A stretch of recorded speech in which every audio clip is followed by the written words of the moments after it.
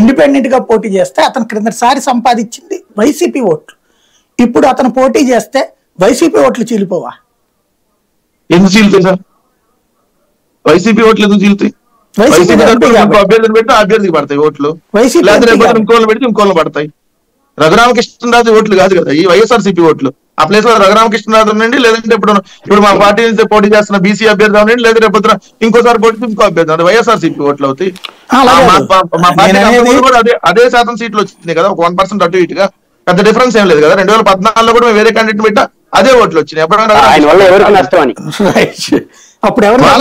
Sir ఇప్పుడు ఆయన ఎవరి కోసం పనిచేస్తున్నాడు ఇన్నాళ్ళు? ఇప్పుడు నేనేమంటున్నాను, ఆయన బొమ్మను చూసి ఓట్లు పడతాయి అంటున్నాడు. మరి ఎందుకు ఇప్పుడు తెలుగుదేశం బొమ్మ అడగటం దేనికి, లేదంటే మోడీ బొమ్మ అడగటం దేనికి, లేదంటే పవన్ కళ్యాణ్ బొమ్మ అడగటం దేనికి? రఘురామకృష్ణ బొమ్మ పెట్టుకుని వేసుకోవచ్చు కదా డైరెక్ట్ ఇండిపెండెంట్ గా. నెక్స్ట్ చేస్తారంటున్నారు, అప్పుడు మీకు దెబ్బ తగలదా అంటున్నాను. కాదు సార్, దానికి తెలుగుదేశం వాళ్ళు సపోర్ట్ చేస్తామని చెబుతున్నారు కదా ఇండైరెక్ట్ గా.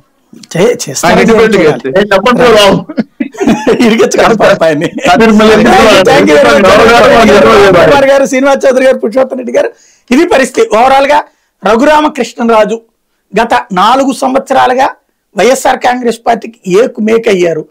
ఆ మేకు గుచ్చుకున్నది జగన్ కి అనుకుంటే చివరికి ఆయనకి అదే ఎదురు గుచ్చుకుంది. గుచ్చింది ఎవరు అన్నదే ఇప్పుడు $1 మిలియన్ ప్రశ్న.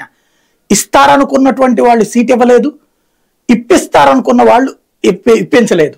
ఇప్పుడు ఆయన పరిస్థితి అగమ్య గోచరం. ఏం జరుగుతుందో చూద్దాం.